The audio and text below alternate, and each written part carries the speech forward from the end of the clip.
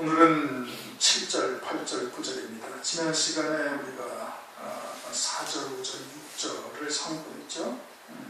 6절을 보면은 어찌 그리 아름다운가. 주님이 보시기에 가장 아름다운 자가 된 것이죠. 주님이 보시기에 가장 아름답다. 그래서 제가 비유로서 도기장이가 도기를 만들면서 이 아마추어가 보기에는 다 똑같은 도기인데 다 큰 하자가 없는 것 같은데 도기장이 보기에는 조그만 흠만 있어도 다 깨뜨려 버린단 말이에요. 그리고서는 자기 마음에 딱 드는 도기 하나만 딱 남겨놓는 거예요. 한 개가 아니라 아주 완벽한 것만 딱 남겨놓는 거예요. 그것이 가장 아름답다 이겁니다.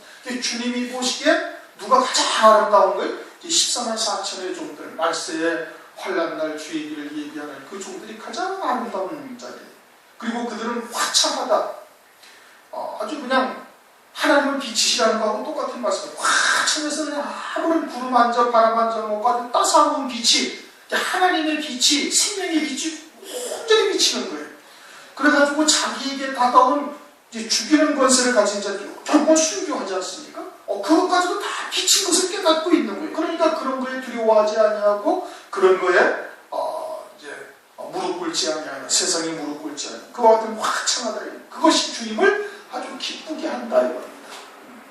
주님을 그것이 기쁘게 하는 것이다. 이제 7절, 내 키는 종려나무 같고, 키가 종려나무 같다라는 것은 이제 육신적인 키가 크다라는 뜻이 아니라, 키가 종려나무 같다라는 것은 종려나무처럼 크다는 얘기입니다.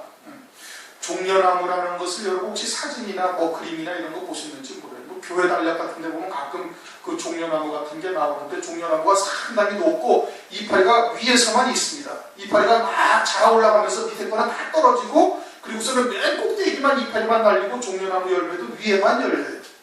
그것이 빠듯하게 올라가는 거 있고 좀 구부러져서 올라가는 것도 있긴 하지만, 하여튼 종려나무는 그렇게 올라가서 쭉 자라 올라가고 위에만 이파리가 있고 열매도 그 위에만 열리는데, 내 키가 종려나무 같다라는 것은 크다, 일단은 크다라는 뜻인 겁니다. 쭉 높이 올라간 거예요. 그런데 그 키가 크다라는 것은 이제 육신적인 키가 그렇다는 것이 아니라 이제 영적인 키가 크다라는 얘기죠. 그렇죠? 그러니까 이제 성숙한 신앙이 되었다 이 뜻인 겁니다. 그런데 이제 그것을 왜 종려나무에다가 비유했느냐? 종려나무라는 것은 우리가 이제 여러 차례 상고했던 것처럼 신명기 34장 3절을 보면 여리고 성읍을 종려나무 성읍이다 이렇게 해요. 왜 여리고 성을 종려나무 성이라 얘기를 하는가?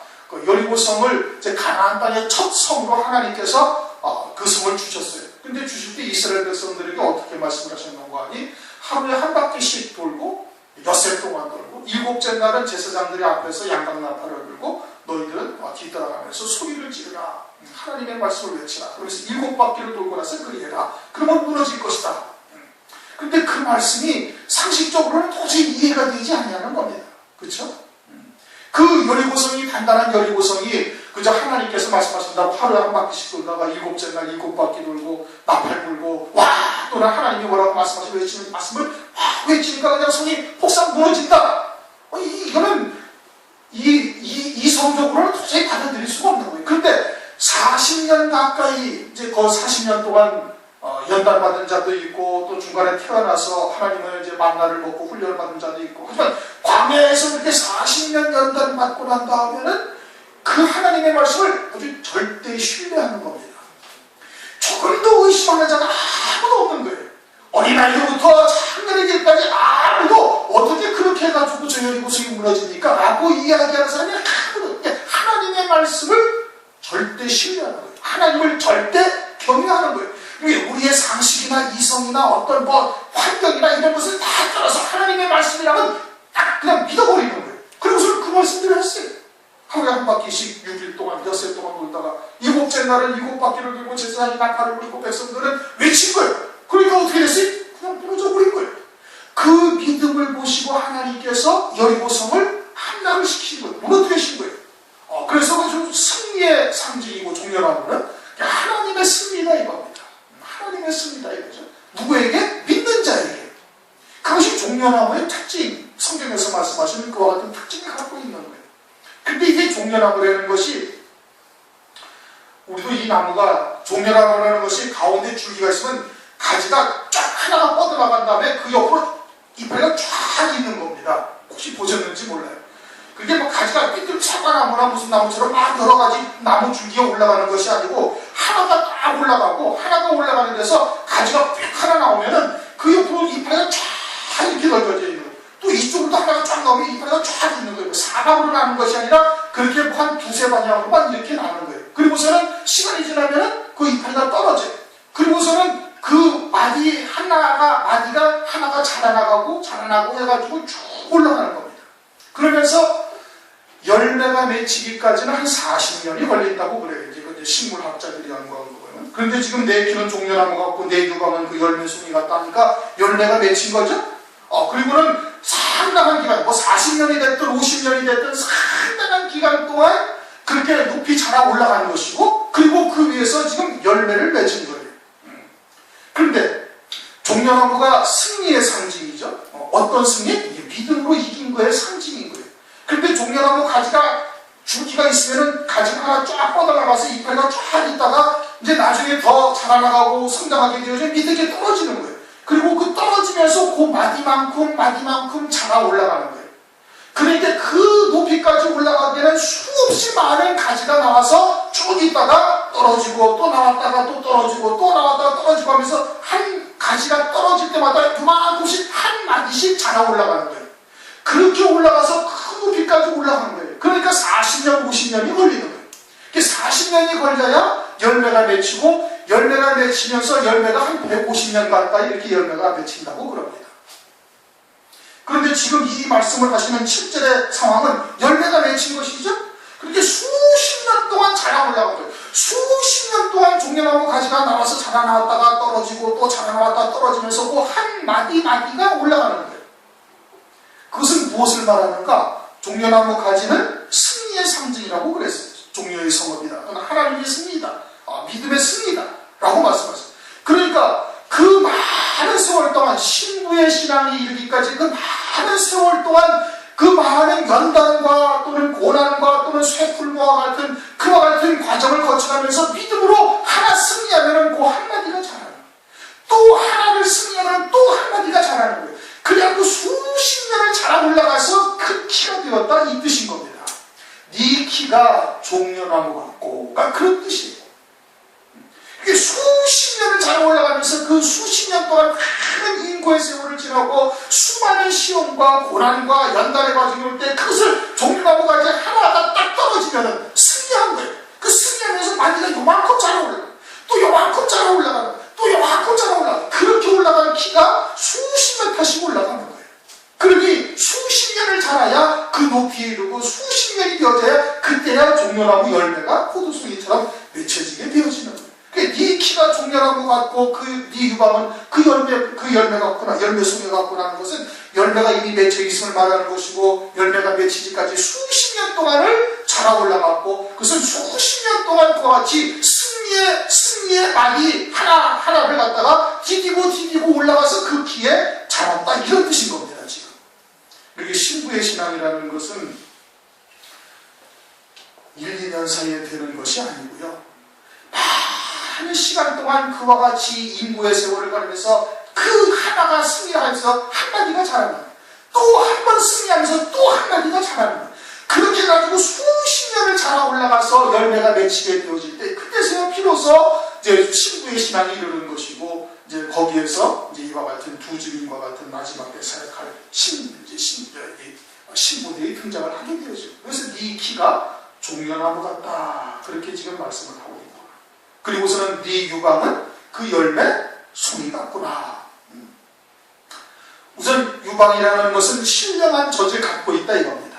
신령한 젖을 가지고서 이제는 아기들을 먹일 수 있는 자리에 이른 거예요. 그러니까 이제 하나님의 말씀을 신령한 젖을 나눠줄 수 있는 자리에 이른 거예요. 근데 이게 종려나무 열매 송이는요, 포도송이는 뭐 보통 한 요만큼씩 하잖아요. 뭐 큰 거는 좀 더 클 수도 있지만 일반적으로 요만한 거의 포도송이에요. 근데 종려나무 송이는 하나가 이만큼씩 합니다. 그리고는 그 안에 이제 대추라지아 열매라는데, 열매 송이가 이만큼 하셔서 막 그냥 왕창 달려있는 거예요. 그러니까 그 송이가 엄청나게 크죠. 포도송이하고는 비교할 수 없을 정도로 큰 거예요. 포도송이 송이하고는 비교할 수 정도로 엄청나게 그 열매 송이가 그 종려나무 꼭대기에 그렇게 맺히는 겁니다. 그 가지 밑에 그 종려나무 열매 송이가 맺히는 거예요.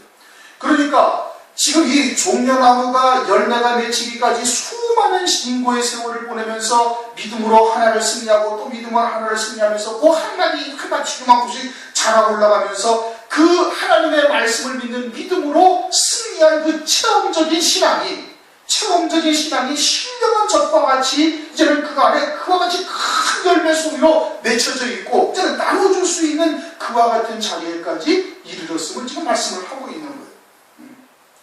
그러니 그 송이의 나달도 개수도 어마어마하게 많지만 그 열매의 크기도 무지하게 큰 겁니다. 그러니까 그 많은 세월 동안 그와 같이 하나님의 말씀을 체험하고 경험하고 여러 가지의 갈등 가운데 믿음으로 싸워서 승리해서 겨우 한 마디가 자라고 또 한 마디가 자라고 그렇게 해서 자라 올라가서 맺혀진 열매가 그와 같이 큰 열매 송이로 맺혀져 있음을 말하는 것이고, 그것은 하나님의 말씀에 대한 신령한 체험까지 있으니 그런 신령한 저주로 얼마든지 나눠줘서 이제는 다른 생명들을 구원할 수 있는 그와 같은 자리에까지 이르르고 있음을 지금 말씀을 하고 있는 겁니다.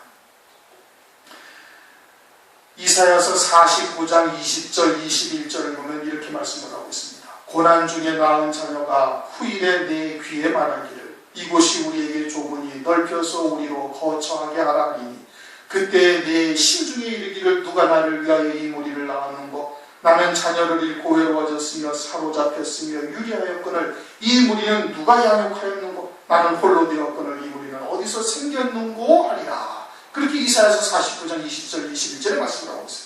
고난 중에 자녀도 잃고 다 잃고 그냥 홀로 남아있는 것 같았는데 나중에 와보니까 큰 무리가 자녀들이 와가지고 우리가 이 거처가 너무 적으니까 내일 뭐 자꾸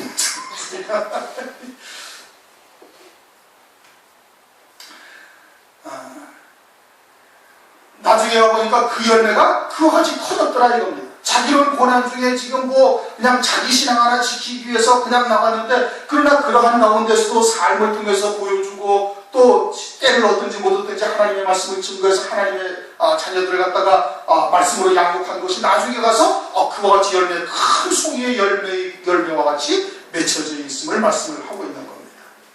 그것이 내 유방은 그 열매 송이 같구나.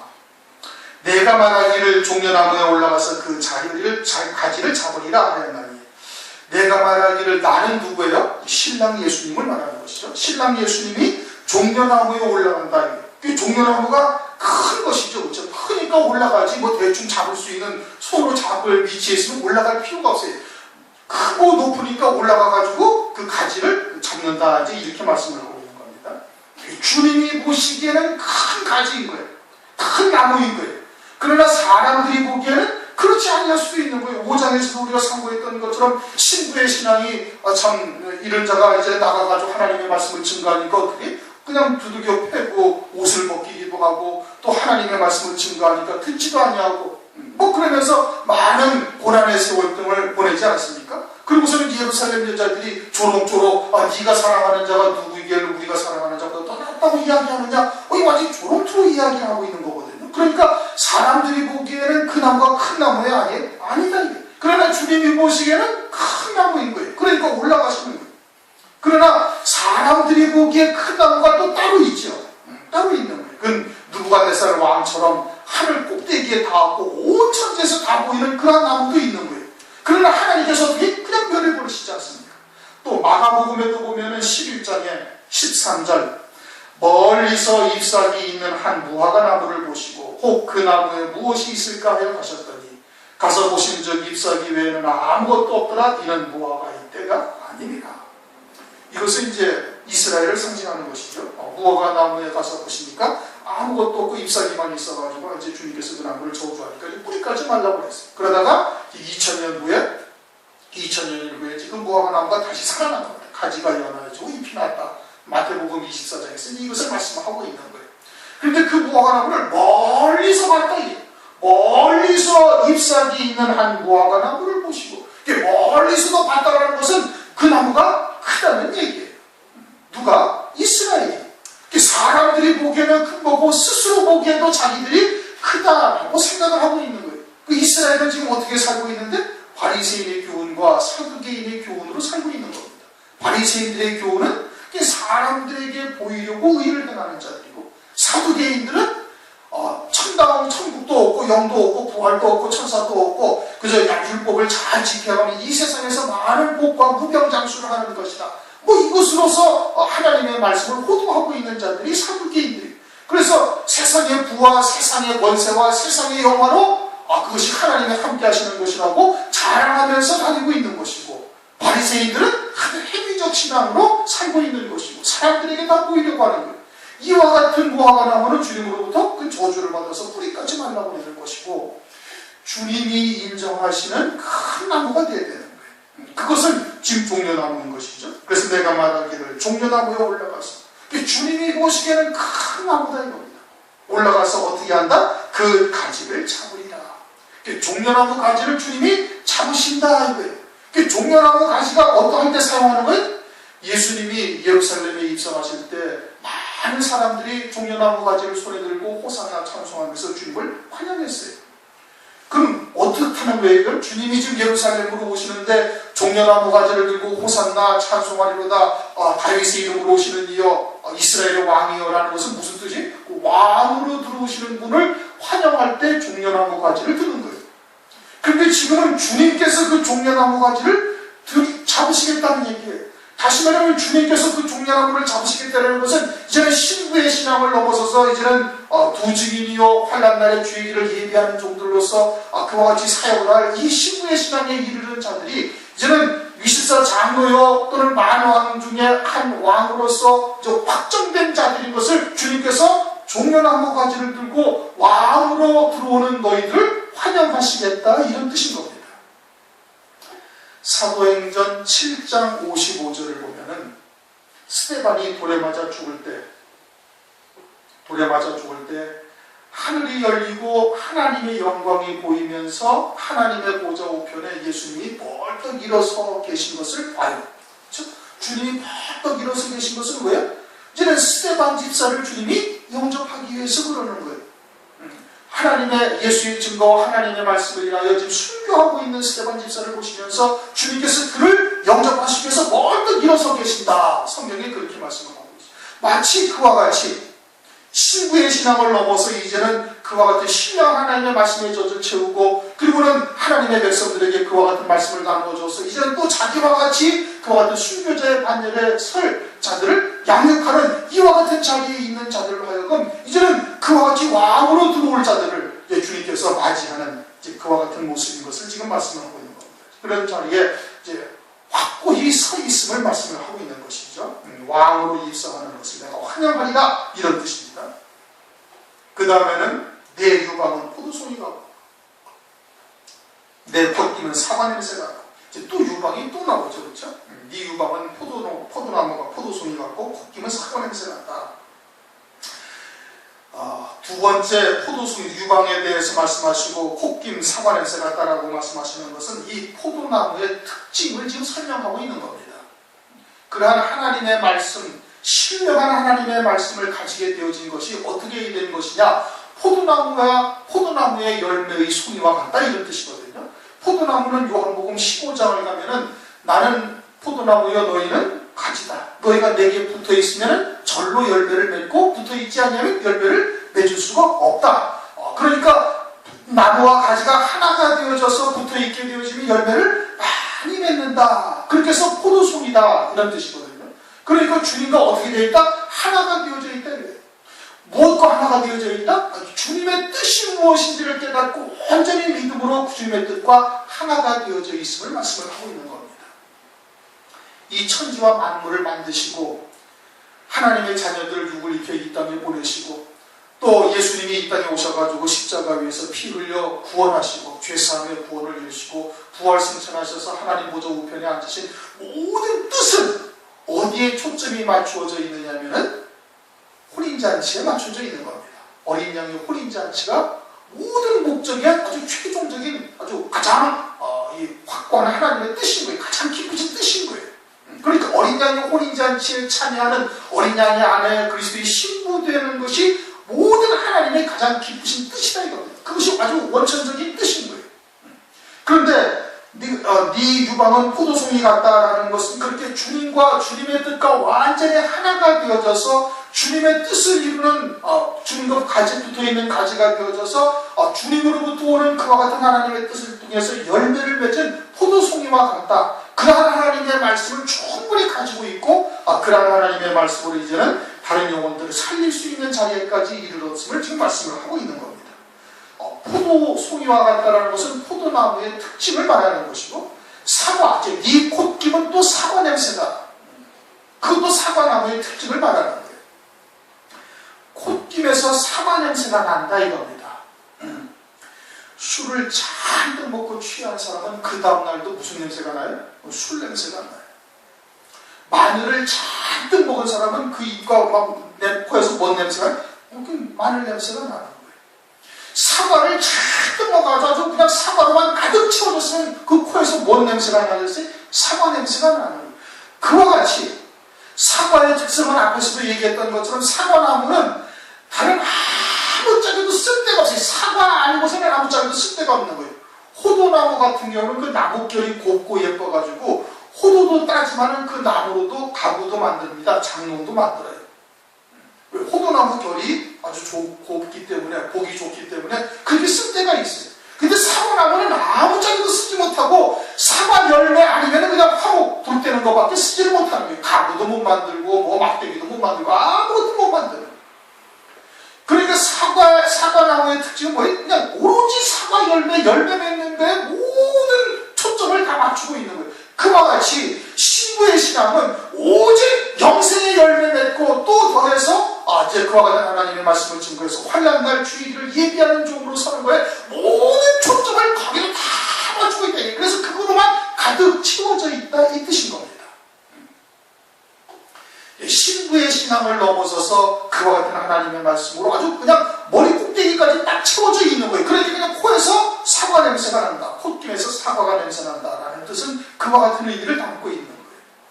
요한복음 2장에 갈릴리 가나의 혼인잔치가 있을 때 예수님께서 포도주가 떨어지니까 하인들에게 갖다가 물을 갖다가 아구까지 돌 항아리에 아구까지 채우라 이겁니다. 아구까지 가득 채우고 나니까 이제는 떠서 연회장에 갖다 주라. 그렇게 말씀하신 거예요. 그래가지고 그 연회장에 있는 연회장이 뭐라고? 좋은 포도주를 너희들이 뒀다가 이제 가져오는구나. 세상 사람들은 먼저 좋은 포도주를 줬다가 나중에 취하면은 그냥 대충 먹으라고 그냥 아무거나 막 갖다 주는데 니들은 좋은 포도주를 뒀다가 마지막 때 가져온다. 그렇게 지금 말씀을 하고 있는 것이죠. 갈릴리 가나의 혼인잔치에서 그래요. 근데 물을 어디까지 채우라? 그냥 아구까지 가득 채우라 이겁니다. 그러니까 혼인잔치에 이르게 되어지는 그와 같은 마지막 때 이루실 구원의 말씀과 또 때에 따른 양식, 이 마지막 때 참으로 온전한 믿음으로 사는 자가 무엇인지, 세례가 무엇인지, 그와 같이 성령의 인도함을 받아서 성령으로 충만함을 받아서 하는 것이 무엇인지, 7명이 무엇인지 등등 말씀의 때에 따른 말씀으로 아주 아구까지 채우게 되어지면 그것이 뭐예요? 네 콧김에서는 사과 냄새가 나는구나. 사과 냄새 같고 라는 뜻인 겁니다. 그러므로 오늘날 우리들도 역시 마찬가지로 그러한 하나님의 말씀으로 아구까지 채우는 일에 아주 모든 전심전력, 모든 삶의 초점을 거기에다가 맞춰야 되는 거예요. 이전에도 말씀을 드렸던 것처럼 사람의 일생 중에 일생이 거의 이제 자연사할 무렵쯤 되어져서 주님을 맞이한다 할지라도 그 일생 동안을 주님을 맞이할, 재림하실 주님을 맞이할 준비를 한다 할지라도 그게 부족한 거예요. 어느 누구도 재림하실 주님을 맞이할 그 믿음에 다 서 있다고 나는 일생 동안을 준비했기 때문에 오직 거기에 초점을 맞추었기 때문에 그 때를 위해서 나의 모든 것을 걸었기 때문에 재림하실 주님을 나는 충분히 신부로서 맞이할 수 있다고 어느 누구도 장담할 수는 없는 겁니다. 그런데 우리는 마지막 때 주님께서 때에 따른 양식을 나눠주신다고 성경에 말씀을 하셨고 그러한 말씀이 5배의 요셉의 풍년의 때처럼 5배의 양식이 되어져서 5배를 먹을 수 있도록 하나님께서 은혜를 베풀어 주셔서 환난 가운데 어린 양의 아내로서 그리스도의 신부로서 세워질 수 있는 은혜를 이 마지막 때 주님이 베풀어 주시는 거예요. 사람의 힘이나 사람의 의지로 갈 수 있는 것이 아니다. 마지막 때 그와 같은 하나님의 은혜의 자리에 있다는 것이 어마어마한 하나님의 은총인 겁니다. 그러니까 그럴 때 어떻게 해야 돼? 9가지 채우는 은혜를 하나님께 더 구하고 거기에 우리가 전심전력 달려나갈 수 있는 자가 되어야 되는 것이. 9절, 내 입은 좋은 포도주 같을 것이니라. 입은 뭘 말하는 거지? 말하는 걸 말하는 겁니다. 좋은 포도주라는 것은 또 나쁜 포도주도 있다는 얘기죠. 누가복음 5장 39절을 보면은 사람들이 묵은 포도주를 마시고 새 것을 원하는 자가 없나니 이는 묵은 것이 좋다 합니다. 묵은 것은 뭐예요? 율법의 포도주를 말하는 거예요. 새 것은 새 부대에 넣어야 할 복음을 말하는 것이죠. 율법의 포도주는 하나님의 말씀을 지켜 행하면 세상에서 부귀영화와 복과 장수와 기타 등등 눈에 보이는 것들로 복을 주신다는 것이 율법의 포도주예요. 묵은 포도주. 사람들이 다 그것을 좋아하고 새 것을 마시지 않아요. 그렇게 그와 같은 하나님의 말씀은 그것을 좋은 포도주라고 볼 수가 없는 것이죠. 그런데 좋은 포도주다. 네 입에서 나오는 것은 다 좋은 포도주다. 아주 복음은 복음인데 그 중에서도 갈릴리 가나의 혼인잔치에 물로 된 포도주와 같이 좋은 포도주다라고 지금 말씀을 하고 있는 겁니다. 그러니까 신부의 입에서 나오는 모든 말씀은 어디에 초점이 맞추어져 있어요? 어린 양의 안에 초점이 다 맞추어져 있는 거예요. 모든 하나님의 말씀은 거기에다가 다 초점이 맞추어져 있는 거예요. 그래야 좋은 포도주가 될 것입니다. 이 포도주는 나의 사랑하는 자를 위하여 미끄럽게 흘러내려서 자는 자의 입으로 움직여 나의 사랑하는 자를 위하여 예비되었던 것이다 이겁니다. 언제로부터?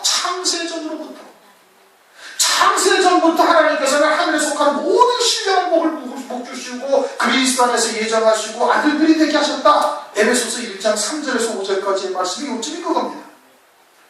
그리고 우리가 마지막 때 이 시대에 우리가 이 땅에 보내심을 받아가지고 마지막 때 이와 같이 하나님의 말씀을 듣고 시대의 표적을 쫓아 때가 되었다는 것을 성령으로 깨닫게 하시고 은혜를 받게 하시고 그러한 말씀을 듣게 하시는 것이 창세전에 하나님께서 이미 다 하나님의 사랑하는 자들을 위해서 얘기하셨던 것이다. 이런 뜻인 겁니다. 이 말씀. 내 입에 좋은 포도주가 될 것이라. 이 포도주는 나의 사랑하는 자를 위해. 주님이 사랑하는 자가 누구예요? 신부예요. 신부들 중에도 14만 4천 중이 가장 아름답다 이겁니다. 너희가 아주 화창하고 아주 나를 쾌락하게 하는구나, 나를 즐겁게 하는구나, 기쁘게 하는구나. 그리고는 그들을 위해서 하나님께서는 창세전부터 그 말씀을 이미 예비해 놓으신 것이고 이 봉함되었던 책이 때가 이름에 표도의 작은 책이 되어져서 들려지게 하시는 것이고 그걸 믿음으로 받게 하시는 것이고 하나님의 뜻을 깨달아서 그 믿음에 설 수 있게 하시는 거예요. 그것이 언제부터다? 주님이 사랑하시는 자를 위하여 그것이 예비되었던 것이다 이겁니다.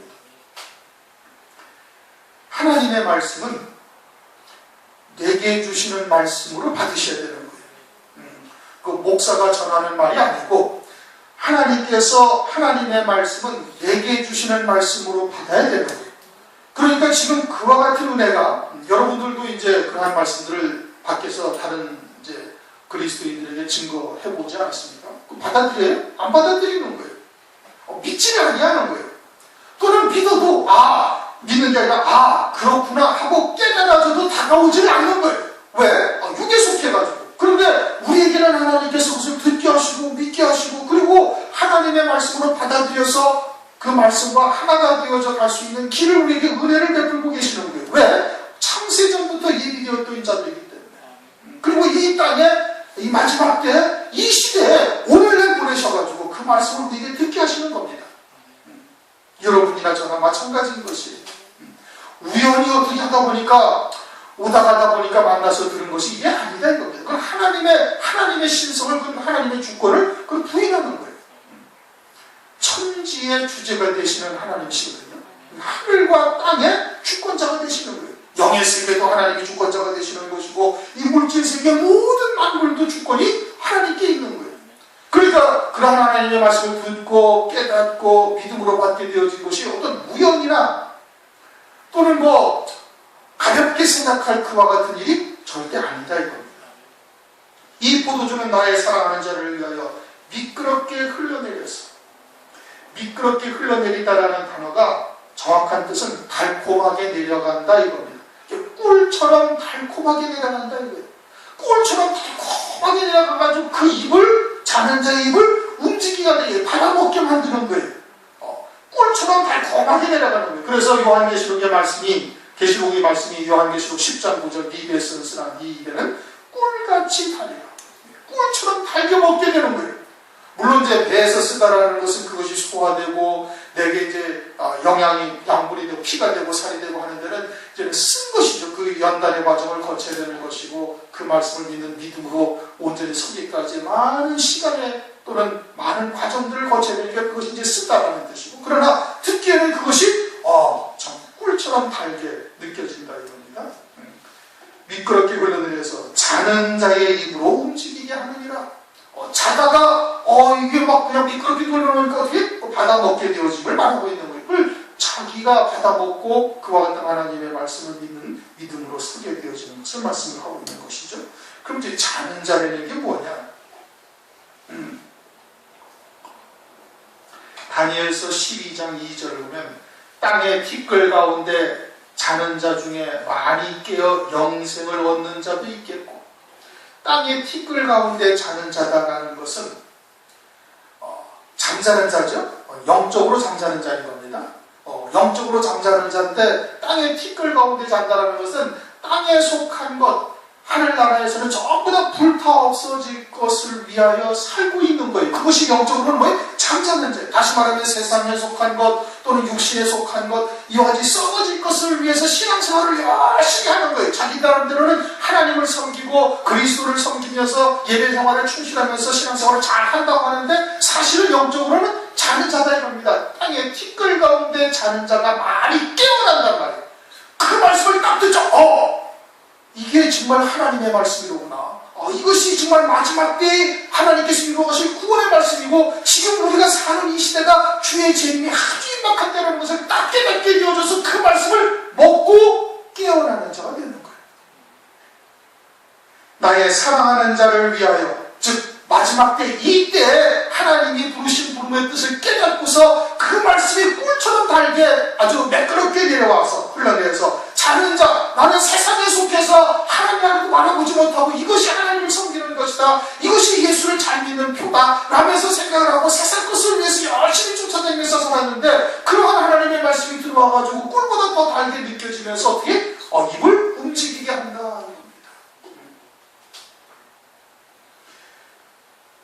그것은 저나 여러분이나 마찬가지인 겁니다.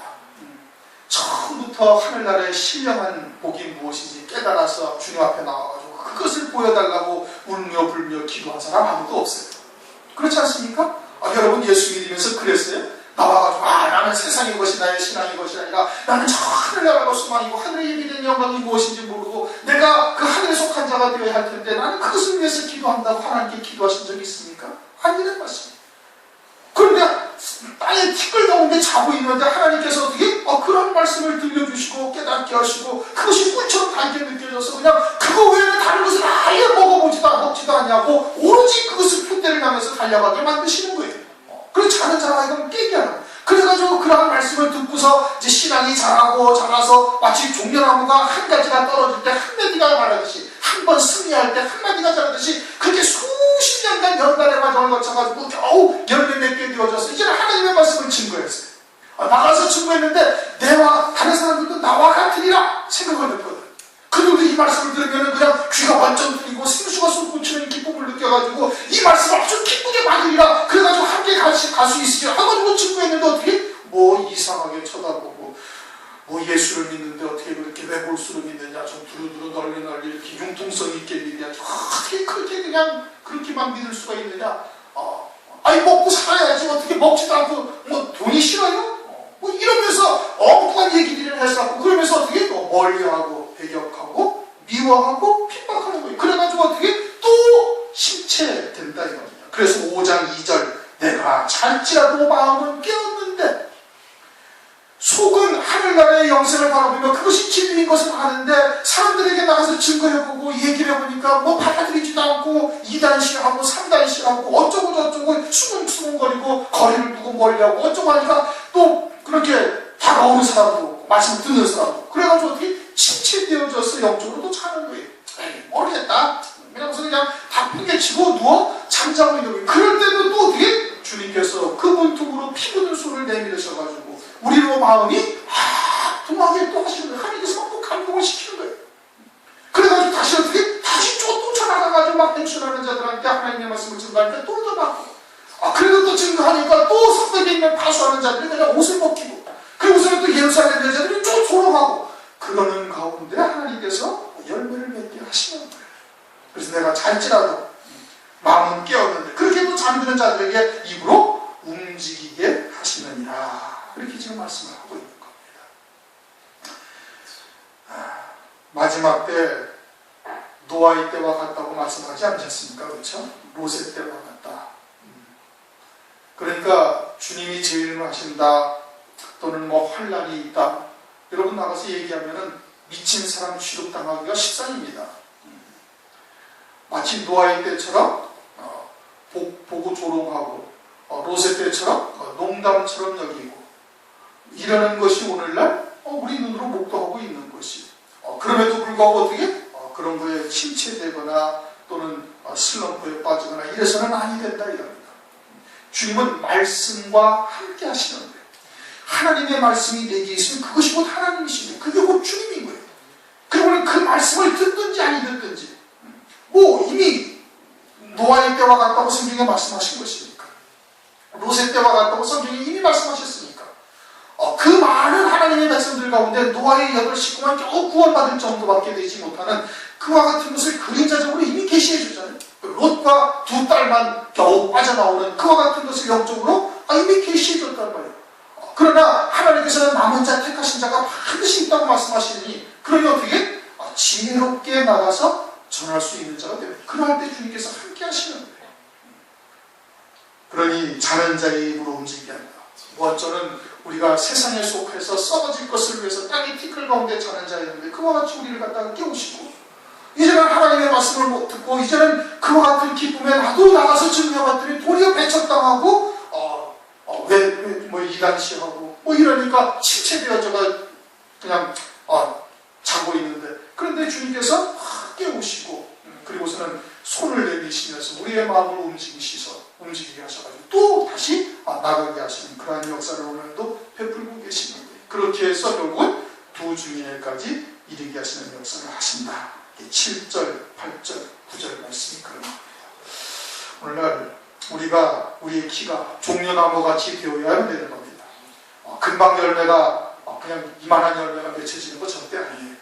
수많은 세월 동안 그냥 가지 하나 나가서 그 승리의 가지가 되어져야 겨우 한 마디 자라 올라가는 겁니다.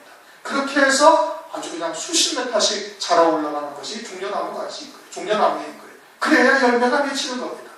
그때야 신부의 신앙에 이르는 것이고, 그때서야 하나님의 말씀을 나가서 이제 전할 수 있는 자가 되는 것이죠.